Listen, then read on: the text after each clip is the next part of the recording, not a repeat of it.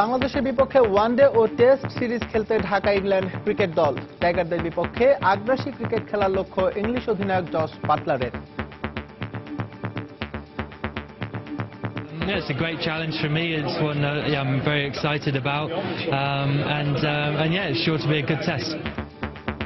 মিরপুরে শনিবার শেষ ম্যাচে মুখোমুখি হবে বাংলাদেশ ও আফগানিস্তান। সিরিজ ও শততম ওয়ানডে জয়ে প্রতিজ্ঞাবদ্ধ টাইগার অধিনায়ক।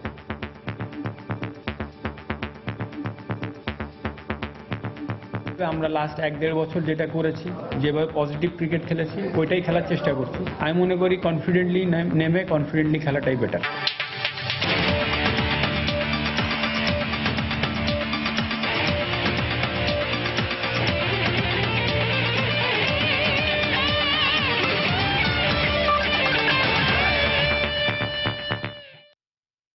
মাঠের খেলা আর মাঠের বাইরে খেলার উত্তেজনা, এসব নিয়ে আমাদের নিয়মিত আয়োজন খেলার সময়। আর এই আয়োজন আপনাদের সঙ্গে আছে আমি এস.এম. ইকবাল। দর্শক, ইংল্যান্ড ক্রিকেট দলের বাংলাদেশে আগমন ও বাংলাদেশ আফগানিস্তান ম্যাচ বিশ্লেষণ করতে আমাদের স্টুডিওতে আজ উপস্থিত আছেন দৈনিক সকালের খবরের ক্রীড়া সম্পাদক এম কায়সার। কায়সার ভাই, আমাদের স্টুডিওতে আপনাকে স্বাগতম।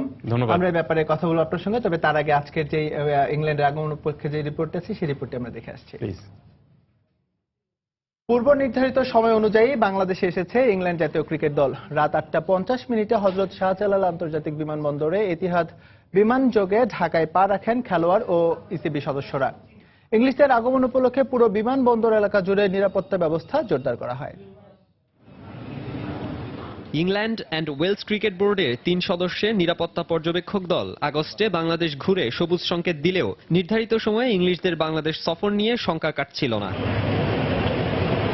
তবে সেসব ভাবনা এখন তুলে রাখা যায়। নানা জল্পনা কল্পনার অবসান ঘটিয়ে যে শেষ পর্যন্ত ঘড়ি ধরেই ঢাকায় পা রেখেছে থ্রি লায়নরা। বাটলারদের আগমন উপলক্ষে জোরদার নিরাপত্তা ছিল বিমানবন্দর ও হোটেল এলাকায়। পুলিশ ও র্যাবের পাশাপাশি পুলিশের বিশেষ বাহিনী ও ফায়ার সার্ভিসের সদস্যদের সতর্ক উপস্থিতি ছিল। ইসিবি কর্মকর্তা সহ মোট 25 সদস্যের দল ঢাকায় এসেছেন এদিন। আর ইসিবির নিরাপত্তা প্রধান রেগ ডেকাসন সহ 2 জন কর্মকর্তা এসেছেন একদিন আগেই। বাংলাদেশের প্রশাসন থেকে নিরাপত্তা প্রতিশ্রুতি ও রেগ ডেকাসনের ইতিবাচক সাড়া মেলার পরই মূলত ত্বরান্বিত হয়েছে পুরো প্রক্রিয়াটি।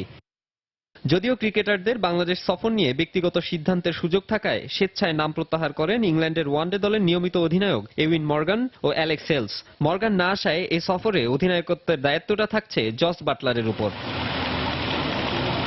বাংলাদেশ সফরে 3টি ওয়ানডে ও 2টি টেস্ট খেলবে ইংল্যান্ড ক্রিকেট দল। 7 অক্টোবর মিরপুরে 3 ম্যাচ সিরিজের প্রথম ওয়ানডেতে স্বাগতিক বাংলাদেশের মুখোমুখি হবে অতিথিরা। তবে আপাতত ইংলিশরা ঢাকায় পৌঁছেছে, এটাই সুখবর।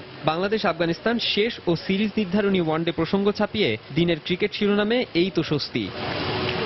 মাকসুম আলম খান, সময় সংবাদ, ঢাকা। কায়সার ভাই, আমরা রিপোর্টটি যেমনটি দেখছিলাম আর কি, ইংল্যান্ড বাংলাদেশের এই সিরিজটি কিন্তু বহুল প্রত্যাশিত একটি সিরিজ। অনেক দিন থেকে আলোচনা হচ্ছিল, নানান সমালোচনাও হচ্ছিল নিরাপত্তা নিয়ে। শেষ পর্যন্ত ইংল্যান্ড দল বাংলাদেশে এসেছে। তো এই ব্যাপারটাকে আপনি কিভাবে দেখছেন আমাদের ক্রিকেটের জন্য? না, এটা ইংল্যান্ড সফরে এসেছে তাদের পূর্ব নির্ধারিত সময়সূচি অনুযায়ী। এই কারণে ইংল্যান্ড ক্রিকেট বোর্ডকে অবশ্যই ধন্যবাদ দেওয়া উচিত, কারণ তারা যে যে সমস্যা নিয়ে পড়েছিল সেই সমস্যাটা যে বাংলাদেশ খুব ভালো মতো মোকাবেলা করতে পেরেছে এবং সমাধান করতে পেরেছে, সেটি খুব স্বস্তির বিষয়। এবং তবে একটা জিনিস মাথায় রাখতেই হবে আপনাকে, যে ইংল্যান্ড দল কিন্তু এখানে ক্রিকেট খেলতে এসেছে, সেই সঙ্গে কিন্তু বাংলাদেশ দলের দায়িত্বটা কিন্তু অনেক বেশি। বাংলাদেশ দলের দায়িত্ব বলতে আমি বুঝাচ্ছি যে বাংলাদেশ দলের ক্রিকেট দলের দায়িত্ব অনেক বেশি, সেই সঙ্গে ক্রিকেট বোর্ডের সাথে যারা যুক্ত রয়েছেন, যারা নিরাপত্তার দায়িত্ব এবং এই টুর্নামেন্ট এই সিরিজটা ইংল্যান্ডের সাথে এই সিরিজটা একদম সুষ্ঠু, স্বাভাবিক এবং সুন্দরভাবে যাতে করার দায়িত্ব যারা রয়েছেন, তাদের অনেক বড় দায়িত্ব রয়েছে। কারণ তাদেরকেও কিন্তু অনেক বড় খেলা খেলতে হবে। মাঠের বাইরে যেন কোনো ধরনের ঘটনা না ঘটে এবং মাঠেও কোনো ধরনের নিরাপত্তার বিঘ্নতা যাতে না ঘটে, সেটি কিন্তু অনেক বড় চ্যালেঞ্জ তাদের সামনে। কারণ আপনি জানেন যে এই সিরিজের দিকে কিন্তু চোখ রয়েছে কিন্তু আইসিসির এবং অন্যান্য দেশগুলির, যারা বাংলাদেশে আসার ব্যাপারে খানিকটা উন্নাসিকতা দেখায় বা একটু তাদের নিরাপত্তা নিয়ে যাদের একটু না কিছু ভাব রয়েছে। আমি মনে করি যে বাংলাদেশ এই সিরিজে যদি সমস্ত কিছু ভালো মতো দেখাতে পারে এবং নিরাপত্তা একদম নিশ্চিদ্র নিরাপত্তা দেখাতে পারে, তাহলে কিন্তু আরো যারা এই বিষয়ে যারা একটু আশঙ্কা থাকছিল, তাদেরকে একটা বড় জবাব দেওয়ার মোক্ষম সুযোগ এবং সময় এসেছে এবার। হ্যাঁ, কাসের ভাই আপনি যেমনটি বলছিলেন, এটি যদি সফলভাবে সম্পন্ন করতে পারে বিসিবি, তাহলে এটা একটা দৃষ্টান্ত হয়ে থাকবে পরবর্তীতে যারা আমাদের দিকে নিরাপত্তার ইস্যু নিয়ে আঙ্গুল তুলবে আর কি। তো সেই ব্যাপারে আমরা জানবো এবার যে ব্যাপারটি জানতে চাচ্ছি, এই সিরিজে কিন্তু বেশ কয়েকজন গুরুত্বপূর্ণ, ইংল্যান্ডের কিন্তু বেশ কিছু গুরুত্বপূর্ণ ক্রিকেটার আসছেন। জেমস অ্যান্ডারসনের কথা আমরা বলতে পারি, শেষ মুহূর্তে মার্ক উড তিনি নাম তার, মর্গান, তো মর্গান যে ব্যাপারটি করে আসছেন, তারপর অ্যালেক্স হেলসের কথা বলা যায় যে তারা পাচ্ছে না। তো তাদের ছাড়া যে ওয়ানডে এবং টেস্ট যে সিরিজটি অনুষ্ঠিত হচ্ছে, সেটা কি আসলে আমাদের ক্রিকেটের জন্য কি এটা ইতিবাচক বলতে পারি যে সিরিজ জয়ের ক্ষেত্রে এটা আমাদের অনেক সহযোগিতা করবে বা সুবিধা পাবো? ব্যাপারটি কি এইভাবে দেখবেন, নাকি হচ্ছে যে এই মানের ক্রিকেটাররা বাংলাদেশে এলো না, আসলে তাদের কাছ থেকে অনেক কিছু শেখার ছিল আমাদের ক্রিকেটারদের? তো সর্বোপরি ব্যাপারটাকে কিভাবে দেখছেন আপনি? ধন্যবাদ ইকবাল। আসলে সমস্যাটা ইংল্যান্ড দলের কয়েকজন খেলোয়াড় আসেননি, তো প্রবলেমটা তো তাদের, প্রবলেমটা আমাদের নয়। কারণ আমাদের স্বস্তির বিষয়টা হলো যে ইংল্যান্ডের মূল দলটি এসেছে, এমন না যে ইংল্যান্ডের এ টিম এসেছে বা তাদের অন্য একটা সর্বশক্তির দল এসেছে, তা কিন্তু না। এবং আসেননি নিরাপত্তার কথা বলে নাকি অন্য কথা বলে তারা কিন্তু এটা স্পষ্ট করেননি। এমনও তো হতে পারে যে তার ফর্ম ভালো না, এই কারণে তিনি হয়তো ফর্ম লুকানোর জন্য একটা অজুহাত হিসাবে নিয়েছেন। সো ইংল্যান্ড দলের যে দুজন খেলোয়াড় আসেননি, অ্যালেক্স হেলস এবং ইউএন মর্গান, এই দুজন আসেননি ওয়ানডেতে, এবং এটা সমস্যাটা তাদের একদম ব্যক্তিগত, পুরোপুরি তাদের সমস্যা। কারণটা হলো যে এটি বাংলাদেশের যে নিরাপত্তা নিয়ে কোনো ধরনের কোনো সমস্যা নেই। যদি বিন্দুমাত্র সমস্যা থাকতো তাহলে আপনি নিশ্চিত থাকতে পারেন যে ইংল্যান্ড ক্রিকেট বোর্ড কিন্তু তাদের দলকে এখানে পাঠাতো না। এই নিশ্চয়তা কিন্তু তারাই দিয়েছে আর কি, এই নিশ্চয়তা তারাই দিয়েছে। এবং যে দুজন আসেননি এটি তাদের ব্যক্তিগত সমস্যা, এবং এই সমস্যাটাকে আমি মনে করি বা এই বিষয়টাকে বা এই ইস্যুটাকে নিয়ে আর আলোচনা করার বিষয় নেই কোনো মতে। এবং এটা থেকে বাংলাদেশ ইতিবাচক হচ্ছে নাকি বাংলাদেশ একটু ইংল্যান্ড নেতিবাচক ফলাফল পাচ্ছে, আমার মনে হয় যে এই বিষয়টা নিয়ে আলোচনার বিষয় না। ইংল্যান্ডের মূল দলটি এসেছে এবং আমরা বাংলাদেশ এই যে দল ইংল্যান্ডের সাথে খেলবে সেই দল যেন মাঠের ক্রিকেটে ভালো খেলে এবং বাদবাকি নিরাপত্তাও যেন নিশ্চিত থাকে, সেটি এখন দেখার বিষয়। কাসের ভাই, ওদের ওয়ানডে অধিনায়ক করা হয়েছে বাটলারকে, সেই বাটলার কিন্তু বাংলাদেশ এগেইনস্টে খুব ওয়াল হয়ে দাঁড়িয়েছিল আমরা যদি লাস্ট ওয়ার্ল্ড কাপের যে ম্যাচটি, তো সেই বাটলারই কিন্তু আবার এখানকার ক্যাপ্টেন। তো এইটা কি টাইগারদের জন্য আলাদা একটু থ্রেট হয়ে যায় কিনা, যে বাংলাদেশ সম্পর্কে বাটলার খুব ভালো একটা ধারণা আছে, এবং আমরা একটু আগে একটা ম্যাচ রিপোর্ট দেখছিলাম যেখানে বাটলার কিন্তু একটা হুমকি দিয়ে রেখেছে যে বাংলাদেশের বিপক্ষে তারা আগ্রাসী ক্রিকেটই খেলতে চায়। তো ওভারঅল এই সিরিজটাকে আপনি কেমন দেখছেন, মানে ওয়ানডে সিরিজটা কেমন হতে পারে? টেস্টের আমরা জানি টেস্ট ইংল্যান্ড অনেক শক্তিশালী, অনেক ব্যালেন্সড একটা দল, তারা ওয়ানডে যেমনই খেলুক, ওয়ানডেও তারা ধারাবাহিকভাবে ভালো খেলে আসছে, বেশ কয়েকটি সিরিজ আমরা দেখতেছি। তো এই ব্যাপারটি কিভাবে দেখছেন? আপনার প্রশ্নের প্রথম দিকের উত্তরটি আমি দেই একটু, যে বাটলারকে আপনি বললেন যে অ্যাডিলেডে বাংলাদেশের বিরুদ্ধে যে বিশ্বকাপে খেলেছিল সেখানে সে দেওয়াল হয়ে দাঁড়িয়েছিল, কিন্তু শেষ পর্যন্ত সেই দেওয়াল কিন্তু বাংলাদেশ ভাঙতে পেরেছিল এবং বাংলাদেশ খুব কনভিন্সিংলি সেই ম্যাচে জিততে পেরেছিল। এবং সেই ম্যাচের জয়টা কিন্তু বাংলাদেশের জন্য বিশ্বকাপে অনেক বড় একটা বিষয় ছিল, কারণ বাংলাদেশ কোয়ার্টার ফাইনালে খেলতে পেরেছিল এবং ইংল্যান্ডের মতো দলকে বাংলাদেশ হারিয়ে দিয়েছিল। সো আমি মনে করি যে এই ইংল্যান্ডের সাথে এবারের যে সিরিজটি রয়েছে সেই সিরিজে কিন্তু বাংলাদেশ কিছুটা হলেও এগিয়ে থাকতে পারছে। কোন বিবেচনায়? সর্বশেষ যে ম্যাচ বাংলাদেশ খেলেছিল সেটাতেই বাংলাদেশ কিন্তু ভালো মতো জিতেছিল। আমি আরেকটু ব্যাখ্যা করে বলি যে বাংলাদেশ শুধু সর্বশেষ ম্যাচে নয়, সর্বশেষ যে 4টি ম্যাচ বাংলাদেশ ইংল্যান্ডের সাথে জিতেছে সেখানে কিন্তু 3টি ম্যাচে বাংলাদেশ জয়ী। সো আপনি কিন্তু ওয়ানডে ক্রিকেটে এই মুহূর্তে ইংল্যান্ড খুব ভালো খেলছে, কোনো সন্দেহ নেই। বিশ্বকাপের পর থেকে তাদের কিন্তু টিমটা নতুনভাবে তৈরি হয়েছে। অধিনায়ক শুধু নন, আপনার কোচ যিনি নতুন ভাবে এসেছেন এবং তারা কিন্তু আগ্রাসী ক্রিকেট খেলছে এবং এটার সুফলটা তারা কিন্তু পেয়েছে। তারা কিন্তু বেশ বড় কয়েকটি দলকে ধারাবাহিকভাবে হারিয়েছে। সেই সঙ্গে আমি একটু যোগ করতে চাই যে তারা কিন্তু কিছুদিন আগে পাকিস্তানের বিরুদ্ধে যেটি খেলেছিল সেখানে তারা 444 রান করেছে, যেটি কিন্তু বিশ্বের ওয়ানডে ক্রিকেটের বিশ্ব রেকর্ড। প্লাস তারা কিন্তু বেশ রান তাড়ায়ও খুব ভালো। সো ওয়ানডে ক্রিকেটে আগে বলা হতো যে ইংল্যান্ড খুব একটা নবিশ দল, ইংল্যান্ড খুব ভালো দল নয় এবং তারা কিন্তু সবসময় কোয়ার্টার ফাইনাল বা সেমিফাইনাল পর্যন্ত খেলে, ফাইনালে কখনোই জেতে না। বাট সাম্প্রতিককালে এক বছরের তাদের পারফরমেন্স যদি ওয়ানডে পারফরমেন্স আপনি বিবেচনা করেন, কিছুটা ধারণাটা পরিবর্তিত হয়েছে। এবং কেন হয়েছে? কারণটা হলো যে তারা কিন্তু বেশ আগ্রাসী ক্রিকেট খেলে থাকে এবং আপনি নিশ্চিত থাকতে পারেন যে বাংলাদেশের বিরুদ্ধে তাদের যে 3টি ওয়ানডে রয়েছে সেখানেও তারা কিন্তু সেই রকম মেজাজি ক্রিকেট খেলবে। তবে বাংলাদেশের জন্য সুবিধাটা হলো যে বাংলাদেশের এই কন্ডিশনে ইংল্যান্ড আগ্রাসী ক্রিকেট খেলতে পারে, সেটা সমস্যা নেই, কিন্তু বাংলাদেশ জানে যে ইংল্যান্ড দলকে কিভাবে আটকাতে হবে এবং কিভাবে জিততে হবে। কাছে একটা জিনিস জানতে চাবো, সেটা হচ্ছে যে আমরা এখন আইসিসির যে সর্বশেষ র্যাঙ্কিং সেখানে 7 নম্বরে আছে। তাদের যদি আমরা হোয়াইট ওয়াশ করতে পারি, আমরা কিন্তু বড় কিছু দলকে হোয়াইট ওয়াশ করেছি আমরা রিসেন্টলি গত বছর, তো তাদের যদি হোয়াইট ওয়াশ করতে পারে, আমাদের সামনে কিন্তু একটা সুযোগ আছে হচ্ছে নিজেদের রেটিং পয়েন্টটা সামনের দিকে নিয়ে যাওয়ার। এই ব্যাপারটাকে আপনি কিভাবে দেখছেন? এটা কি আসলে সম্ভব কিনা ইংল্যান্ডের মতো একটা দলকে দেশের মাটিতে এসে আসলে হোয়াইট ওয়াশ? দেখুন, কেন সম্ভব নয় আমি প্রশ্নটা বরঞ্চ আপনাকে করি। কারণটা হলো যে বাংলাদেশের এই মাটিতে, বাংলাদেশের এখানেই কিন্তু বাংলাদেশ কিন্তু নিউজিল্যান্ডকে হোয়াইট ওয়াশ করেছে, আপনি পাকিস্তানের মতো দলের বিরুদ্ধে জিতেছে, ভারতকে হারিয়েছে সিরিজে, দক্ষিণ আফ্রিকাকে সিরিজে হারিয়েছে, তো ধারাবাহিক জিম্বাবুয়েকেও হারিয়েছে। সো ধারাবাহিকভাবে গত 1-1.5 বছরে বাংলাদেশ ওয়ানডে ক্রিকেটে যেরকম ভাবে নিজ মাটিতে খেলেছে, সেখানে ইংল্যান্ডের এই দলকে আমি হোয়াইট ওয়াশের দিকে যাচ্ছি না, তবে সিরিজ জয় যে করতে পারবে না, হয়তো অনেকে ইংল্যান্ডকে এগিয়ে রাখবেন, কিন্তু তারপরে আমার মনে হয় যে ওয়ানডেতে অন্তত বাংলাদেশকে একদম উড়িয়ে দেওয়ার মতো নয়, এবং ওয়ানডেতে বাংলাদেশের সঙ্গে ইংল্যান্ডের প্রতিদ্বন্দ্বিতা খুব ভালো হবে, এবং এই সঙ্গে যদি বাংলাদেশ তাদের র্যাঙ্কিং পয়েন্টটা বাড়িয়ে নিতে পারে, সেটি খুব লক্ষণীয় অর্জন হবে বলে আমি মনে করি। তবে একটা জিনিস আপনাকে মাথায় রাখতে হবে যে র্যাঙ্কিং পয়েন্ট বাড়াতে হবে, এই কারণে জিততে হবে, সেটি না করে আমি মনে করি যে প্রত্যেকটা ম্যাচে ম্যাচ বাই ম্যাচ চিন্তা করে এগোতে হবে।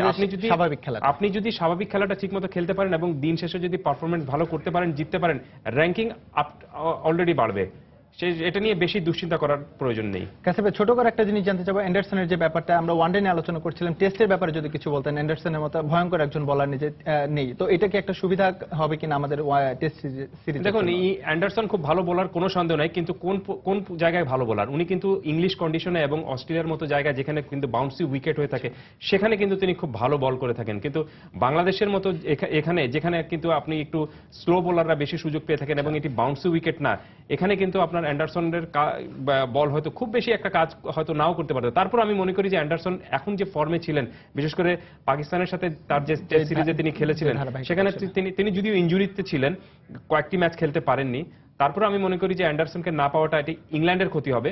এখান থেকে হয়তো বাংলাদেশ যদি কিছু সুবিধা তুলতে পারে, এবং এই অ্যান্ডারসনের এই জায়গাটায় নতুন বলার নিয়ে ইংল্যান্ডকে খেলতে হবে। অপেক্ষার প্রহর শেষ, বাংলাদেশের বিপক্ষে দ্বিপাক্ষিক সিরিজ খেলতে ঢাকায় জস বাটলারের নেতৃত্বে ঢাকায় এসেছে ইংল্যান্ড ক্রিকেট দল। ইউএন মর্গান সিরিজ থেকে নাম প্রত্যাহার করায় প্রথমবারের মতো ইংল্যান্ড দলের অধিনায়কত্বের দায়িত্ব পেয়েছে বাটলার। দেশ ছাড়ার আগে স্থানীয় গণমাধ্যমে দেয়া সাক্ষাৎকারে তিনি জানান, নিরাপত্তা নিয়ে খুব একটা চিন্তিত নন তিনি, বরং অপেক্ষাকৃত তরুণ দল নিয়েও বাংলাদেশের বিপক্ষে আগ্রাসী ক্রিকেট খেলতে চান এই ইংলিশ। বাংলাদেশ সফরে ইংল্যান্ড আসবে কিনা এ নিয়ে জল্পনা কল্পনার শেষ ছিল না। তবে বিসিবির নিরাপত্তা পরিকল্পনা সন্তুষ্ট হয়েই গেল মাসে বাংলাদেশ সফর নিশ্চিত করে ইংল্যান্ড ক্রিকেট বোর্ড। যদিও সর্বোচ্চ নিরাপত্তার আশ্বাস পেয়েও সফরে আসতে অস্বীকৃতি জানান ইংল্যান্ডের রঙিন পোশাকের নিয়মিত অধিনায়ক ইউএন মর্গান। ফলে টাইগারদের বিপক্ষে সিরিজে থ্রি লায়ন্সদের দায়িত্ব বর্তায় জস বাটলারের ওপর। যদিও ইংল্যান্ডের নতুন ওয়ানডে অধিনায়ক নিরাপত্তা নিয়ে খুব একটা চিন্তিত নন। নিঃসন্দেহে এটা একটা দারুণ সিরিজ হতে যাচ্ছে। নিরাপত্তা ইস্যু এখন অতীত। আমরা ক্রিকেট নিয়ে ব্যস্ত এবং ক্রিকেট নিয়েই কথা বলতে চাই। শুধু বাংলাদেশ না, আমাদের জন্য এই সিরিজটি খুবই গুরুত্বপূর্ণ। বাংলাদেশ ক্রিকেট খেলার জন্য দারুণ একটি জায়গা। আশা করছি পুরো সফরে ক্রিকেটই হবে একমাত্র ভাষা। অধিনায়ক হিসেবে নিজের প্রথম সিরিজে কঠিন পরীক্ষা দিতে হচ্ছে বাটলারকে, কারণ গেল কবছরে নিজেদের মাঠে অপ্রতিরোধ্য মাশরাফিরা। ইংল্যান্ডের বিপক্ষে সাম্প্রতিক ফলাফলেও এগিয়ে বাংলাদেশ। দুই দলের শেষ 4 দেখায় 3টিতেই জয় টাইগারদের। অ্যাডিলেডে গেল বিশ্বকাপের ম্যাচে বাটলার একা লড়াই চালিয়েছিলেন, কিন্তু দলীয় সর্বোচ্চ 65 রান করেও এড়াতে পারেননি দলের হার। তবে এবার সেরকম কিছুর পুনরাবৃত্তি হতে দিতে চান না বাটলার। অ্যাডিলেডে আমাদের জন্য দিনটি খুব কঠিন ও হতাশার ছিল। আমরা বেশ পিছিয়ে পড়েছিলাম সেদিন, তবে সম্প্রতি আমরাও ভালো খেলছি। ছেলেরা মুখিয়ে আছে নিজেদের প্রমাণ করতে। এবারের ইংল্যান্ড দলটা অপেক্ষাকৃত তরুণ। অভিষেকের অপেক্ষায় আছেন দুজন ক্রিকেটার। সবচেয়ে বেশি 78 ওয়ানডে খেলার অভিজ্ঞতা অধিনায়ক বাটলারের। তারপরও আগ্রাসী ক্রিকেট খেলার প্রত্যয় থ্রি লায়ন্স অধিনায়কের। নিজেদের কন্ডিশনে বাংলাদেশ এখন কঠিন এক প্রতিপক্ষ। গেল 1.5 বছর তারা খেলছেও দারুণ। এমন একটি দলের বিপক্ষে আপনাকে আগ্রাসী মনোভাব নিয়েই খেলতে হবে। 3 ম্যাচের ওয়ানডে সিরিজ শুরু হবে আগামী 7 অক্টোবর। এর আগে 4 অক্টোবর একটি প্রস্তুতি ম্যাচ খেলবে ইংল্যান্ড। সাজিদ মুস্তাহিদ, সময় সংবাদ। প্রস্তুতিমূলক সিরিজ হয়ে দাঁড়ালো অগ্নি পরীক্ষা। সিরিজ নির্ধারণী ম্যাচে শনিবার মাঠে নামবে বাংলাদেশ ও আফগানিস্তান। যোগ্যতর দল হিসেবে জয় পেয়েছে আফগানিস্তান, জানিয়েছেন টাইগার অধিনায়ক মাশরাফি। তবে শেষ ওয়ানডেতে জয় দিয়ে টানা 6ষ্ঠ হোম সিরিজ ও 100তম জয় তুলে নিতে প্রতিজ্ঞাবদ্ধ ম্যাচ।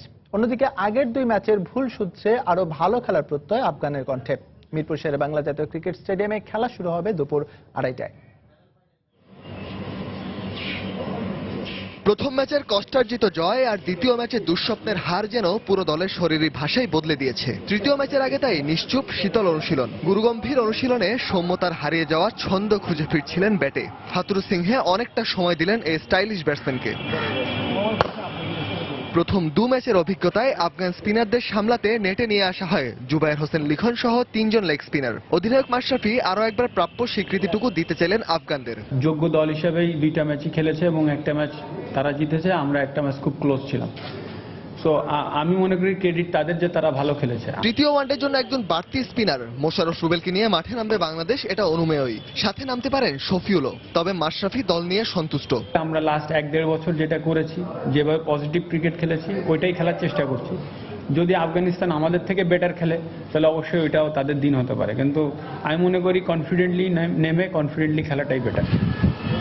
আফগানরা বাংলাদেশের বিপক্ষে খেলেছে 4টি ওয়ানডে, এর মধ্যে 2টি জয় ও 2 হার নিয়ে সমতায় যুদ্ধ বিধ্বস্ত দেশটি। হারানোর কিছু নেই, আর যা কিছু পাবার সুযোগ আছে সেটুকু কুড়িয়ে নিতে চান হাসমতুল্লাহ শহীদি। বাংলাদেশ নিজেদের কন্ডিশনে অপ্রতিরোধ্য, তবুও আমরা যে লড়াই করছি এটাই আমাদের পাওয়া। আগের 2 ম্যাচে আমরা ভালো খেলেছি, তবুও কিছু খুঁত ছিল। অবশ্যই সিরিজ জয়ের সুযোগ আছে এবং আমরা সেটা কাজে লাগানোর চেষ্টা করব। অপরিবর্তিত একাদশ নিয়ে মাঠে নামার সম্ভাবনা আফগানদের। গেল 10 মাসে কোনো আন্তর্জাতিক ওয়ানডে না খেলার ছাপ স্পষ্ট ছিল গেল 2 ওয়ানডের পারফরমেন্সে।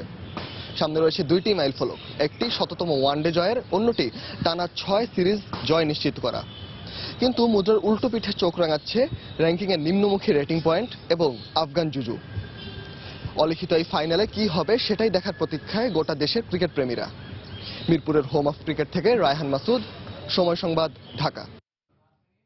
কাসের ভাই, আমরা ম্যাচের প্রিভিউটি দেখছিলাম। কালকে বাংলাদেশের জন্য বলতে পারি ডু অর ডাই একটা ম্যাচ হয়ে দাঁড়িয়েছে। সরাসরি জানতে চাবো আসলে কেমন হতে পারে ফলাফল বা কেমন আশা করছেন? বাংলাদেশ অধিনায়ক মাশরাফির কথাতেই বলি, তিনি বলেছেন যে দ্বিতীয় ম্যাচে আমরা যে হেরে গিয়েছি সেই ম্যাচের কথা বেশি চিন্তা করে কিন্তু মানসিকভাবে নিজেদেরকে পিছিয়ে রাখার কিছু নেই, কারণ এটি নতুন ম্যাচ এবং এই নতুন ম্যাচে নিজেদের আত্মবিশ্বাস নিয়ে নামতে হবে। প্লাস সবচেয়ে বড় বিষয়টা হলো যে এই সিরিজ শুরু হওয়ার আগে থেকে কিন্তু অনেক আগে থেকে আপনি যদি শক্তিমত্তা, অভিজ্ঞতা এবং দর্শক প্রিয়তা সবকিছু যদি আপনি মেলান বা প্লেয়ার টু প্লেয়ার যদি আপনি বাছাই করেন, তাহলে কিন্তু দেখবেন যে আফগানিস্তানের চেয়ে বাংলাদেশের শক্তি অনেক বেশি। বাট তারপরেও বাংলাদেশে এখন কিন্তু সিরিজে যেহেতু স্কোয়ার এক বাংলাদেশ প্রথমটা জিতেছে, তারপরে আফগানিস্তান জিতেছে, সেই অর্থে কিন্তু আপনি বলতে পারেন যে এখন পর্যন্ত লড়াইটা সমান সমান। সো এখন ফেভারিট কাউকে বলা যাবে না। কালকের ম্যাচে যে দল ভালো করবে সেই দলই জিতবে। তবে একটা জিনিস মাথায় রাখতে হবে সেখানে, যে ক্রিকেট কিন্তু যে জিনিসটা আমাদেরকে শেখায় সেটা হলো যে আপনি আগের ম্যাচে যে ভুল করেছেন সেই ভুলটা কিভাবে শুধরে উঠতে পারবেন, পরের ম্যাচে সেই ভুলটা যদি শুধরে উঠতে পারেন তাহলে কিন্তু জয়ের কাছাকাছি চলে আসে বা জেতা যায়। যে কাজটি করে দেখিয়েছে কিন্তু আফগানিস্তান। প্রথম ম্যাচে তারা কিন্তু জয়ের কাছেই ছিল, কিন্তু তারপরেও শেষের দিকে কিছু তারা ভুল করেছিল, সেই ভুলটা তারা কিন্তু শুধরে পরের ম্যাচে ওভারকাম করেছে, যেখান থেকে কিন্তু বাংলাদেশ শিখতে পারেনি। বাংলাদেশ কিন্তু প্রথম ম্যাচে ব্যাকফুটে ছিল, কিন্তু তারপরেও শেষের দিকে এসে যে ক্লোজ ম্যাচটা জিতেছে সেখানে কিন্তু ভাগ্যেরও কিছুটা ব্যাপার ছিল। বাট সেই ভুলটা কিন্তু একই ভুল তারা কিন্তু করেছে দ্বিতীয় ম্যাচে, সেখানেও কিন্তু বড় কোনো পার্টনারশিপ হয়নি দেখে রান কিন্তু 208 হয়েছে। উইকেটের কন্ডিশন যা ছিল তাতে কিন্তু সেই উইকেটে আপনি 270-80 রানের উইকেট কিন্তু দ্বিতীয় ম্যাচের জন্য ছিল না, সেখানে কিন্তু 230 বা 240 রান করলে সেটি কিন্তু পার স্কোর হতো। তো বাংলাদেশের ব্যাটসম্যানদের উচিত ছিল সেই পার স্কোরের দিকেই যাওয়া, কিন্তু সেটা না করে তারা কিন্তু মেরে কেটে খেলতে চেয়েছেন এবং বিগ শট খেলার যে তাগিদটা তারা দেখেছেন সেখানে কিন্তু উইকেটটা হারিয়েছে। এবং তারপরও বাংলাদেশ যে 200 রান ক্রস করেছে সেটার জন্য কিন্তু মোসাদ্দেককে ধন্যবাদটা দিতেই হয়। বাট আমার কথা হলো যে দ্বিতীয় ম্যাচে বাংলাদেশ যে ভুলগুলো করেছে সেই ভুল যদি তৃতীয় ম্যাচে কাটিয়ে উঠতে পারে তাহলে কিন্তু বাংলাদেশের জন্য সিরিজ জয় করাটা খুব সহজ হবে এবং আমরা যে 100তম বাংলাদেশের জয়ের অপেক্ষায় রয়েছি সেই জয়ের উৎসবটাও করতে পারবো কালকে। স্যার, একটা জিনিস জানতে চাবো, কালকে তো হচ্ছে সিরিজ নির্ধারণী ম্যাচ, এই জন্য কি বাংলাদেশের উপর আলাদা কোনো প্রেশার থাকবে কিনা যে না সিরিজ জিততে হবে, একটা চাপ অনুভব করছে কিনা বাংলাদেশ বা করবে কিনা এমন মনে হচ্ছে কিনা আপনার? উল্টো ভাবে বলি যে বাংলাদেশের যদি চাপ মনে করে যে এরকম ভাবে, তাহলে কিন্তু আফগানিস্তানের জন্য সেটি চাপ, কারণ আফগানিস্তান টেস্ট খেলুড়ে দেশ বা এত বড় র্যাঙ্কিং এর এত উঁচু র্যাঙ্কিং এ থাকা দলের বিরুদ্ধে এই প্রথম সিরিজ জয়ের একটা স্বপ্ন তারা দেখছে। সো চাপটা কিন্তু তাদের কাছেও থাকবে। এটার সাথে আরেকটু জিনিস যোগ করি, সেটা হলো যে দেখুন ইন্টারন্যাশনাল ম্যাচ কিন্তু সব ম্যাচই চাপ, ইন্টারন্যাশনাল ম্যাচ কিন্তু প্রস্তুতিমূলক ম্যাচ নয়। এখানে কিন্তু প্রত্যেকটা ম্যাচই কিন্তু আপনার জন্য জিতলে আপনার কিন্তু র্যাঙ্কিং পয়েন্ট বাড়ে, আপনার কিন্তু মর্যাদা বাড়ে, আপনার কিন্তু বিশ্বে ক্রিকেটে আপনার সুনামটা বৃদ্ধি হয়। সো এখানে কিন্তু কোনো ম্যাচই আপনার চাপহীনভাবে কেউ কাটিয়ে দিবেন এটা হয়তো মুখে অনেকে বলে থাকেন, কিন্তু তারপরেও কোনো ম্যাচই কিন্তু প্রেশারহীনভাবে যায় না। বলার সুযোগ নেই। সেটি আপনি আফগানিস্তানের সাথে খেলেন বা জিম্বাবুয়ের সাথে খেলেন অথবা আপনি অস্ট্রেলিয়ার সাথে খেলেন, প্রত্যেকটা আন্তর্জাতিক ম্যাচই কিন্তু আপনাকে চাপ সহ্য করে খেলতে হয়। কাসর ভাই, আরেকটা জিনিস আমরা ম্যাচ রিপোর্টে আমরা যেমনটি দেখছিলাম যে কালকে মোশাররফ রুবেল দীর্ঘদিন পর তার হয়তো ওয়ানডে আবার খেলতে মাঠে নামতে পারে। তো এখানে একটা জিনিস আমরা দেখতে পাচ্ছি যে মুস্তাফিজের ইনজুরি, তারপর হচ্ছে আবার এই দলে স্পিন নির্ভরতা, আবার পুনরায় আমরা দেখতে পাচ্ছি যে 2-3 বছর আগে যেরকম স্পিন নির্ভর একটি দল ছিল বাংলাদেশ, আবার মনে হচ্ছে যে কিছুটা ওই দিকে যাচ্ছে। এটা কি আসলে মুস্তাফিজের অনুপস্থিতি এটা কি দায়ী করবেন, নাকি হচ্ছে এটা উইকেটের যে বিরূপ আচরণ বা উইকেট আমরা বুঝতে পাচ্ছি না, এমন ব্যাপারটা কি এমন কিনা? দেখুন, আসলে আপনাকে একাদশ সাজাতে হয় কিন্তু কন্ডিশন এবং উইকেটের কথা বিবেচনা করে। আপনি যখন যেরকম কন্ডিশন থাকবে এবং উইকেট কিরকম আচরণ করতে পারে সেটার উপর কিন্তু আপনার একাদশটা সাজাতে হয়। এই সিরিজের প্রথম ম্যাচে কিন্তু বেশ ভালো উইকেট ছিল এবং বল কিন্তু বেশ ভালো ব্যাটে আসছিল এবং পেসাররাও কিন্তু বেশ ভালো সুবিধা পেয়েছিলেন, রিভার্স সুইংও কিছুটা হয়েছিল। বাট আপনি দ্বিতীয় ম্যাচে কিন্তু সেরকম ভাবে হয়নি, পেসাররা ভালো সুবিধা পাননি এবং স্পিনাররাই কিন্তু ভালো করেছেন। সবচেয়ে বড় বিষয়টা হলো যে একটু তথ্য যোগ করি, সেটা হলো যে দ্বিতীয় ম্যাচে কিন্তু উইকেটটা বাংলাদেশের চেয়ে আফগানিস্তান কিন্তু ভালোভাবে রিড করতে পেরেছিল, দেখে কিন্তু তারা সেই ম্যাচে ম্যাক্সিমাম স্পিনারকে ইউজ করেছে। তারা কিন্তু 50 ওভারের মধ্যে 28 ওভার করেছে কিন্তু স্পিনাররা, এবং 9টি উইকেট পড়েছিল, সেখানে কিন্তু 6টি উইকেট নিয়েছিল স্পিনাররা, প্লাস আপনি সবচেয়ে কম রানও দিয়েছেন কিন্তু স্পিনাররা। সো আমার মনে হয় যে বাংলাদেশও কিন্তু সেই জিনিসটা হয়তো উইকেটটা রিড করতে পারেনি দেখে কিন্তু দুজন স্পিনার নিয়ে খেলতে হয়েছিল। অবশ্য দুজন স্পিনার বেশি বাংলাদেশ খেলার কথা নয়, কারণটা হলো যে আপনার তৃতীয় স্পিনার কেউ ছিলেনই না। আপনার তৃতীয় স্পিনার যদি আপনাকে নিতে হতো তাহলে হয়তো একাদশে নাসিরকে নিতে হতো।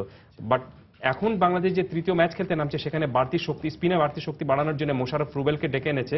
তার মানেটা হলো যে কৌশলগত এবং মোশাররফ রুবেল, আপনি জানেন যে মোশাররফ রুবেল কিন্তু আপনি প্রাথমিক দলেও ছিলেন না, 20 জনের প্রাথমিক স্কোয়াডে কিন্তু তিনি ছিলেন না, আপনি 14 জনের প্রাথমিক স্কোয়াডে তিনি ছিলেন না, আপনি 31 জনের মধ্যে থেকে কিন্তু 20 জন যে গঠন করা ছিল সেখানে তিনি ছিলেন না, তারপর তাকে কিন্তু খেলানো হয়েছে। তো আমার মনে হয় যে কৌশলগত কিছু একটা ভুল নির্বাচকদের ছিল এবং টিম ম্যানেজমেন্টের ছিল, যে স্পিনে বাড়তি শক্তি হতে পারে বা নিতে আমাদের প্রয়োজন হতে পারে, সেই জিনিসটা তাদের মাথায় ছিল না। বাট এখন যেহেতু তারা উইকেটের পরিস্থিতি বিবেচনা করে মোশাররফ রুবেলকে নিয়েছেন, তো আমার মনে হয় যে মোশাররফ রুবেলের এখন কিন্তু নিজেকে প্রমাণ করার দায়টা রয়েছে যদি তিনি কালকের ম্যাচে খেলেন। তবে পরিস্থিতি যা জানাচ্ছে যে মোশাররফ রুবেলকে নিয়ে 3 জন স্পিনার নিয়ে সম্ভবত বাংলাদেশ কালকের ম্যাচে নামবে। কাসের ভাই, আবার আলোচনায় ফিরবো, খেলার সময় আরো যা থাকছে। স্বপ্ন পূরণ হলো না বাংলাদেশের যুবাদের। অনূর্ধ্ব 18 এশিয়া কাপ ফাইনালে বাংলাদেশকে 5-4 গোলে হারিয়ে চ্যাম্পিয়ন ভারত।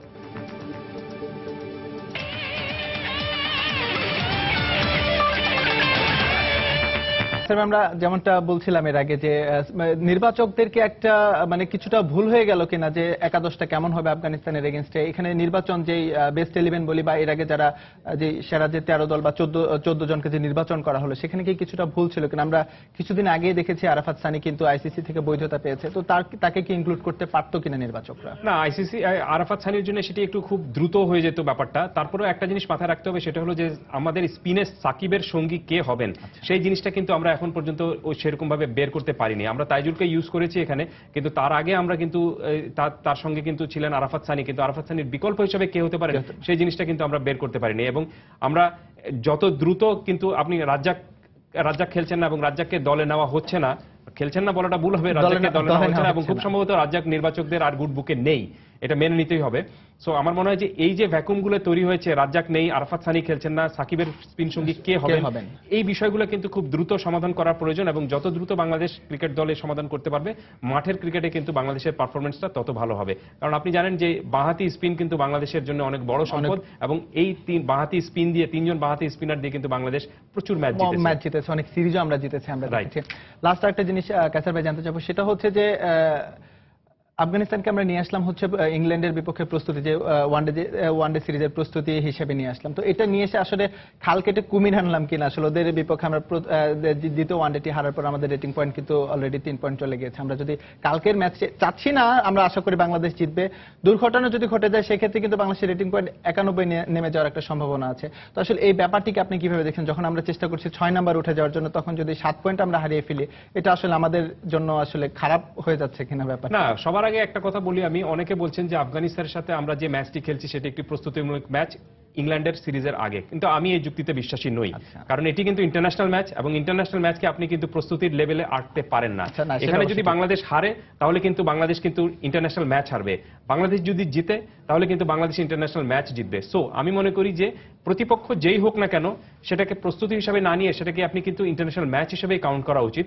সো এখানে কিন্তু অন্য কোনো চিন্তাই করা উচিত না, এবং কালকের ম্যাচে বাংলাদেশ জিতবে এই আশাটা শুধুমাত্র আমার নয়, পুরো বাংলাদেশের এই আশাটা রয়েছে। প্লাস আমি আজকে বাংলাদেশ দলের পুরো প্র্যাকটিসে প্লেয়ারদের মধ্যে যে কনফিডেন্স দেখেছি, এবং দ্বিতীয় ম্যাচটি ছিল একটা দুর্ঘটনার মতো, এটি তারা সবাই জানেন এবং সবাই বিশ্বাস করছেন। এবং এই আফগানিস্তানের সঙ্গে বাংলাদেশের এই দলের শক্তিমত্তা অনেক বেশি এবং সব দিক থেকে বাংলাদেশ এগিয়ে রয়েছে। সো কালকের ম্যাচে বাংলাদেশ কোনো সন্দেহ নেই, যদি ভালো মতো সবকিছু যদি বাংলাদেশের ঠিকমতো মিলে যায় তাহলে আমি মনে করি যে কালকের ম্যাচে বাংলাদেশ আগের দুটো ম্যাচে একটি ম্যাচে হেরেছে এবং একটি ম্যাচ খুব ক্লোজ হয়েছে, কালকের এই ম্যাচটি বাংলাদেশ হয়তো একতরফাভাবে জিততে পারে। কাছে আমরা একটা জিনিস সম্বন্ধে এড়িয়ে যাচ্ছি, সেটা হচ্ছে যে দ্বিতীয় ওয়ানডে হারার পর বোর্ড সভাপতি তিনিও কিন্তু বলেছেন দায়টা কিছুটা হলো দলের সিনিয়র ক্রিকেটার যারা আছেন তারা কিন্তু আসলে ব্যাটে রান পাচ্ছে না। এটা কি আসলে একটা কারণ হতে পারে যে তারা ক্লিক করছে না, দ্যাটস ওয়াই বাংলাদেশ পিছিয়ে পড়ছে, বা বাংলাদেশ দ্বিতীয় ওয়ানডে হেরেছে, বা সিরিজ হারের একটা মানে হুমকিতে আছে বাংলাদেশ, আর কি ব্যাপারটা এমন কিনা? দেখুন, বাংলাদেশ কেন সেই ম্যাচটি হেরেছে সেটি কিন্তু খুব স্পষ্ট, কিন্তু তার বাংলাদেশ হয়তো যে আপনি সেট হয়ে ব্যাটসম্যানরা আউট হয়ে গিয়েছেন, সিনিয়র ব্যাটসম্যান যারা ছিলেন তারা সেট হয়ে কিন্তু আউট হয়ে গিয়েছেন, এবং শেষের দিকে যেরকম ভাবে আপনার বোলিং করার কথা ছিল, যেরকম আক্রমণাত্মক বোলিং করার কথা ছিল, সেটি সেরকম আগ্রাসী বোলিং হয়তো হয়নি। কিন্তু এর সঙ্গে একটি জিনিস আমি যোগ করতে চাই, একটি সিরিজের মাঝখানে কোনো একটি ম্যাচ দল যদি হেরে যায় তাহলে কিন্তু বোর্ড সভাপতি কেন বা যে কেউ, আমি মনে করি না সেটা ওপেন সমালোচনা করার উচিত। আপনি সমালোচনা কখন করবেন? আপনি সমালোচনা করবেন সিরিজ শেষে, কিন্তু আপনি সিরিজের মাঝখানে যদি সমালোচনা করেন তাহলে কিন্তু সেটি আমি মনে করি যে প্লেয়ারদের মধ্যে নেগেটিভ ইম্প্যাক্ট পড়ে। আপনি এর আগে কখনোই সমালোচনা করা উচিত না, এবং যদি আপনি করেও থাকেন সেটি পাবলিকলি আসা উচিত না। প্লেয়ারদের নিয়ে তাদের সাথে বসেই করা উচিত, যেটা মিডিয়াও জানা উচিত না এবং পাবলিকলি কোনো মতেই জানা উচিত না। তাহলে কিন্তু আমার মনে হয় যে সমস্যার সমাধানটা আরো ভালো হবে। না, এটা হয়তো প্রতিপক্ষ আফগানিস্তান বলে হয়তো কিছুটা এমন একটা সিদ্ধান্ত নিতে বাধ্য হয়েছেন বোর্ড সভাপতি। সেক্ষেত্রে অন্য কোনো দল হলে হয়তো ব্যাপারটা তিনি চেপে যেতেন বর্ণভাবে। সবচেয়ে বড় বিষয় কি, দেখুন, বাংলাদেশ ক্রিকেট দল যখন কোনো ম্যাচ হারে তো সেই ক্রিকেটাররা যেরকম ভাবে ব্যথা পান বা মনে কষ্ট পান, সেটা কিন্তু দর্শকরা যা পান তার চেয়ে কিন্তু ক্রিকেটারদের কষ্টটা অনেক বেশি। কারণটা আপনাকে মানতে হবে যে এই ক্রিকেট খেলেই কিন্তু তারা রুটি রুজির বিষয় তাদের, এবং এই খেলাটা তাদের শুধুমাত্র রুটি রুজির বিষয় না, এটা প্যাশনও। সো কোনো ম্যাচই কোনো ক্রিকেটার যে ইচ্ছা করে হেরে যান বা হারার পর দুঃখ পান না, আমি এটা বিশ্বাস করি না। বিশেষ করে বাংলাদেশ ক্রিকেট দলের প্লেয়ারদের কথা যদি আপনি বলেন, কারণ ক্রিকেটটা তাদের কাছে কিন্তু আপনি অন্যরকম একটা প্যাশন, অন্যরকম একটা বিষয়। সো আমি মনে করি যে, আর সেই সঙ্গে একটা জিনিস মাথায় রাখতে হবে যে আপনি সব ম্যাচ জিতবেন আর সব ম্যাচই বা হারবেন, সেটি যেন না হয়। হার জিত কিন্তু খেলার একটা অংশ। তবে একটা জিনিস মাথায় রাখতে হবে যে এরকম ছোট প্রতিপক্ষের কাছে যখন মাঝে মাঝে আপনি হারবেন তখন কিন্তু সমালোচনা হবে, এবং সেই সমালোচনা সহ্য করার মতো শক্তিও কিন্তু ক্রিকেটারদের থাকা উচিত। কাসার ভাই, অনেক ধন্যবাদ আপনাকে আমাদের স্টুডিওতে এসে সময় দেওয়ার জন্য। আর আমরাও আশা করছি বাংলাদেশ কালকের যে ওয়ানডে আছে সেই ওয়ানডে ম্যাচটি জিতবে, জিতে তাদের ১৭তম যে ওয়ানডে জয়ের রেকর্ড সেই রেকর্ডটি তারা অর্জন করবে, এবং at the end of the day তারা সিরিজটিও জয় করবে। ধন্যবাদ আপনাকে। দেখা যাক, আমরা উৎসবের অপেক্ষায় রইলাম। ধন্যবাদ। জানাবো অনূর্ধ্ব-18 এশিয়া কাপ হকির খবর। স্বপ্ন পূরণের খুব কাছে গিয়েও সত্য করতে হলো বিষাদের সাথে। হ্যাঁ, টানটান উত্তেজনার ফাইনালে স্বাগতিক বাংলাদেশকে ৫-৪ গোলে হারিয়ে অনূর্ধ্ব-18 এশিয়া কাপ হকির শিরোপা জিতেছে ভারত। আর প্রথমবারের মতো ফাইনালে উঠে রানার্স আপ হয়ে সন্তুষ্ট থাকতে হলো আশরাফুল রাব্বিদের। ম্যাচ ছাড়া হয়েছেন ভারতীয় গোলরক্ষক রাজক কুমার আর টুর্নামেন্ট সেরা বাংলাদেশের অধিনায়ক রোমান সরকার। পারল না বাংলাদেশ, আবারও স্বপ্নভঙ্গ 16 কোটি মানুষের। এশিয়া কাপ ক্রিকেটের ফাইনালে হার, কিংবা বঙ্গবন্ধু গোল্ড কাপে মালয়েশিয়ার কাছে শেষ মুহূর্তের গোলের মতো আবারও একটি ক্ষত বইতে হলো দেশের ক্রীড়াপ্রেমীদের। হকিতে প্রথম কোনো বৈশ্বিক আসরের ফাইনাল হোক না সেটা বয়সভিত্তিক পর্যায়ে, দুপুর থেকে গ্যালারিতে লাল সবুজের পতাকা নিয়ে উপস্থিত হাজারো দর্শক। 20 মিনিটে স্বাগতিকদের হয়ে প্রথম লিড আনেন অধিনায়ক রোমান সরকার। পরের মিনিটে বাংলাদেশের ডি বক্সে একক প্রচেষ্টায় দলকে সমতায় ফেরান শিবাম আনন্দ। এরপর আক্রমণ প্রতি আক্রমণে জমে উঠে খেলা। প্রথমার্ধের শেষ মুহূর্তে মহসিন আহমেদের গোলে 2-1 ব্যবধানে লিড নিয়ে বিরতিতে যায় বাংলাদেশ। বিরতি থেকে ফিরে খেলার 44 ও 50 মিনিটে দুটি গোল করে 3-2 ব্যবধানে এগিয়ে যায় ভারত। তবে 58 মিনিটে এবারের আসরের 81তম গোল করে বাংলাদেশকে সমতায় ফেরান আশরাফুল। 62 মিনিটে ভারতের কাঞ্জিবাম ও 65 মিনিটে স্বাগতিকদের হয়ে মাহবুব গোল করলে ম্যাচের স্কোর লাইন দাঁড়ায় 4-4। ম্যাচের শেষের তখন বাকি মাত্র 25 সেকেন্ড। পুরো গ্যালারি প্রস্তুত পেনাল্টি শুট আউটের জন্য, কিন্তু সেই মুহূর্তে ভারতের শিবাম আনন্দের ফিল্ড গোলে 5-4 ব্যবধানে শিরোপা জয়ের উল্লাসে মাতে কোচ কারিপ্পা ভিজে শিষ্যরা। আর স্বাগতিক শিবিরে তখন একরাশ হতাশা। ফাইনালে হারলেও পুরো টুর্নামেন্টে বাংলাদেশের লড়াকু মনোভাব মুগ্ধ করেছে সবাইকে। তাই পর্যাপ্ত সুযোগ সুবিধা পেলে হকির এই তরুণরা বিশ্ব ক্রীড়াঙ্গনে উড়াবে লাল সবুজের পতাকা, এমনটাই বিশ্বাস ক্রীড়া সংশ্লিষ্টদের। মাহবুব লিমন, সময় সংবাদ, ঢাকা। এবার Bangladesh premier league cricket BPL এর খবর। শেষ হয়েছে বিপিএল এর চতুর্থ আসরের প্লেয়ার ড্রাফট। গত আসরের চ্যাম্পিয়ন কুমিল্লা ভিক্টোরিয়ান্স এবারও শিরোপা ধরে রাখতে অভিজ্ঞ ও তরুণদের মিশেলে যেমন দল সাজিয়েছে, তেমনি প্রথম 2 আসরের চ্যাম্পিয়ন ঢাকা ডায়নামাইটসও শিরোপা পুনরুদ্ধারে করেছে দুর্দান্ত এক দল। আর নতুন করে যুক্ত হওয়া খুলনা ও রাজশাহীও পিছিয়ে নেই দল গুছিয়ে শিরোপার লড়াইয়ের জন্য দল গোছাতে। সংশ্লিষ্টদের বিশ্বাস, প্রতিটি দলই প্রায় সমান শক্তির হয় এবারের বিপিএল। বাড়তি আগ্রহ থাকবে ক্রিকেট প্রেমীদের। বিপিএল এর চতুর্থ আসরে কয়টি দল অংশ নিচ্ছে তা ঘোষণা হয়েছে আগেই। এবার সেই ধারাবাহিকতায় রাজধানীর একটি হোটেলে অনুষ্ঠিত হয়েছে খেলোয়াড়দের কার ভাগ্যে কোন দল পড়েছে সেই প্লেয়ার ড্রাফট। প্রতিটি দলের কর্মকর্তাদের সাথে উপস্থিত ছিলেন আইকন ক্রিকেটাররা। গেল আসরের চ্যাম্পিয়ন কুমিল্লা ভিক্টোরিয়ান্সের আইকন মাশরাফির নেতৃত্বে এবারের আসরে দলে রয়েছেন ইমরুল কায়েস, লিটন কুমার দাস। আর প্লেয়ার ড্রাফটে দলে ঠাঁই পেয়েছেন সোহেল তানভীর, ইমাদ ওয়াসিম, আজহার জাইদি, নুয়ান কুলাসেকারা, খালিদ লতিফ, মোহাম্মদ আলামিন, সাইফুদ্দিন, শাহজিব খান, শান্ত ও নাহিদুল ইসলাম। ভালো দল গড়েছে ঢাকা ডায়নামাইটসও। আইকন সাকিব আল হাসানের পাশাপাশি নাসির ও মোসাদ্দেক সৈকতের সাথে প্লেয়ার ড্রাফটে যুক্ত হওয়া উল্লেখযোগ্যরা হলেন Kumar Sangakkara, Andre Russell, Jayawardene, Dwayne Bravo, Bopara, Seekkuge Prasanna, Suhrawardy শুভ সহ আরো অনেকে। এদিকে নতুন 2 দলের একটি খুলনা টাইটান্সের আইকন মাহমুদুল্লাহর নেতৃত্বে খেলবেন Nicholas, Ricky Wells, Alok Kapali, Simmons, Shuvagata Hom সহ আরো অনেকে। আরেক নতুন দল রাজশাহী কিংসের আইকন সাব্বির রহমানের সাথে থাকছেন উপুল থারাঙ্গা, সোহান, মিরাজ, ড্যারেন স্যামির মতো তারকারা। এদিকে বরিশাল বুলসের মুশফিকুর রহিমের সাথে আছেন আলামিন, তাইজুল, আবু হায়দার রনির মতো তারকারা। তবে সবচেয়ে মারকুটে দল গড়েছে চিটাগাং ভাইকিংস। তামিমের সাথে ডোয়াইন স্মিথ, গেইল, শোয়েব মালিক, মোহাম্মদ নবী, আব্দুর রাজ্জাকের মতো তারকাদের নিয়ে গড়া হয়েছে এই দলটি। গত আসরের রানার আপ রংপুর রাইডার্সও আছে লাইমলাইটে। আইকন সৌম্য সরকারের সাথে আছেন আরাফাত সানি, শহীদ আফ্রিদি, শারজিল খানদের মতো তারকারা। এদিকে প্লেয়ার ড্রাফটে ক্রিকেটারদের ব্যাপারে সন্তুষ্টি জানিয়েছেন দলের সংশ্লিষ্টরা। সবাই তো বেস্ট টিম করার চিন্তা ভাবনা করে এবং সবাই বেস্ট টিম করছে এবং আমরাও চেষ্টা করছি বেটার একটা টিম করার জন্য। এখনকার বর্তমানে একটা ভাগ্যেরও বিষয় আছে। ফরেন প্লেয়ার এবং লোকাল যখন আমরা সাকিব, নাসির এবং মোসাদ্দেককে পাই তখনই মোটামুটি টিমটা অনেক দাঁড়িয়ে গেছিল। আসলে বলতে গেলে ভেরি ব্যালেন্স টি20 সাইড। আমার মনে হয় প্রত্যেকটা টিমই মোটামুটি ব্যালেন্স আছে, সবাই মানে স্ট্রং। আমাদের অ্যাডভাইজার আমাদের হাবিবুল বাশার সুমন ভাই এবং আমাদের ক্যাপ্টেন মাহমুদুল্লাহ রিয়াদ, তারা দুজনেই মনে করেন একটা ব্যালেন্স টিম হয়েছে। সুষ্ঠুভাবে বিপিএল এর চতুর্থ আসর আয়োজনে সব ধরনের ব্যবস্থা নেওয়া হয়েছে বলে জানিয়েছেন বিপিএল এর গভর্নিং কাউন্সিলের চেয়ারম্যান। টোটাল জিনিসটাই আমি ফিল করি বা আমরা ফিল করি যে এটা অন্য ইয়ারের থেকে এই 2004th এডিশনটা will be much more attractive. আগামী 9 তারিখ থেকে শুরু হবে বিপিএল এর চতুর্থ আসর। নিয়ামতুল্লাহ বাবু, সময় সংবাদ, ঢাকা।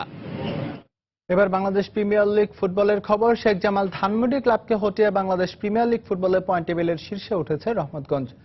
সিলেট পর্বে মুক্তিযোদ্ধাকে 2-1 গোলে হারিয়েছে পুরান ঢাকার ক্লাবটি। এদিকে দিনের অপর ম্যাচে উত্তর বারিধারাকে একই ব্যবধানে হারিয়ে মৌসুমের দ্বিতীয় জয় তুলে নিয়েছে ব্রাদার্স ইউনিয়ন। মুক্তিযোদ্ধার ডিফেন্ডার সাইদুলের আত্মঘাতী গোলে ম্যাচের 12 মিনিটে লিড পায় রহমতগঞ্জ। তবে খেলার 22 মিনিটে পেনাল্টি থেকে গোল করে দলকে সমতায় ফেরান তৌহিদ। ম্যাচের 30 মিনিটে পেনাল্টি গোলে আবারও এগিয়ে যায় রহমতগঞ্জ। বাকি সময় আর কোনো গোল না হলে 2-1 ব্যবধানের জয় নিয়ে মাঠ ছাড়ে কামাল বাবুর শিষ্যরা। এদিকে দিনের অপর ম্যাচে প্রথমার্ধের শেষ মুহূর্তের গোলে লিড নেয় ব্রাদার্স। খেলার 55 মিনিটে অগাস্টিনের গোলে ব্যবধান দ্বিগুণ করে গোপীবাগের দলটি। 71 মিনিটে মামুনুল একটি গোল শোধ করলেও তা হার এড়ানোর জন্য যথেষ্ট ছিল না উত্তর বারিধারার।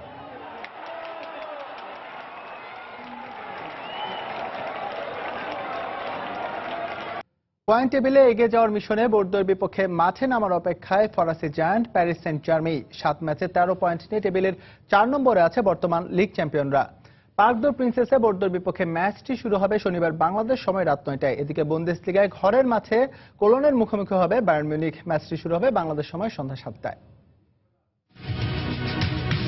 লরা ব্লার বিদায়ের পর নতুন কোচ উনাই এমেরির অধীনে মৌসুমের শুরুটা ভালোই করেছিল ফরাসি জায়ান্ট প্যারিস সেন্ট জার্মেইন। তবে পয়েন্ট টেবিল বিবেচনা করলে বর্তমান ফর্মটা খুব একটা ভালো নেই পিএসজির। এখন পর্যন্ত লিগের 7 ম্যাচে 4টিতে জিতেছে লিগের টানা 4 বারের চ্যাম্পিয়নরা, 2টিতে হেরেছে আর 1টি হয়েছে ড্র। ফলে লিগে 13 পয়েন্ট নিয়ে টেবিলের 4 নম্বরে অবস্থান করছে বর্তমান league চ্যাম্পিয়নরা।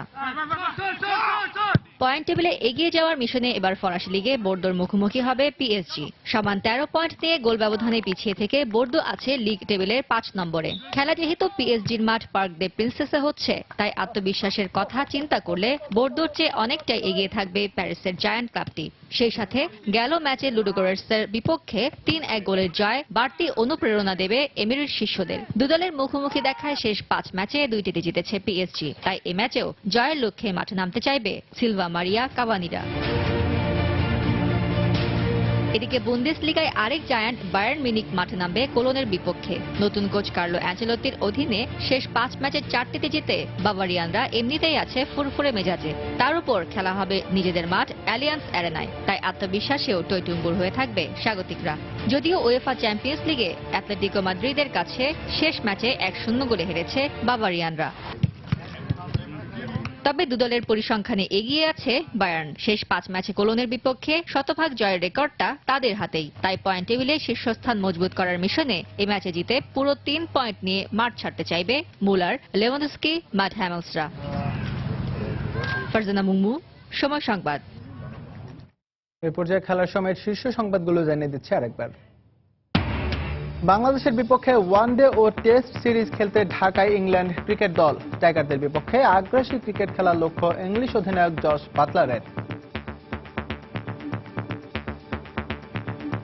Yeah, it's a great challenge for me. It's one I'm very excited about, and yeah, it's sure to be a good test. মিরপুরে শনিবার শেষ ম্যাচে মুখোমুখি হবে বাংলাদেশ ও আফগানিস্তান। সিরিজ ও শততম ওয়ানডে জয় প্রতিজ্ঞাবদ্ধ টাইগার অধিনায়ক।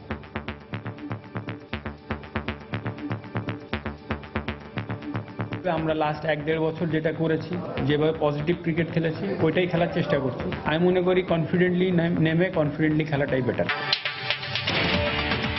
দর্শক, এই ছিল খেলার সময়ের এখনকার আয়োজনে। যে কোনো খবর পেতে ভিজিট করুন সময়নিউজ.tv। সঙ্গেই থাকুন সময়।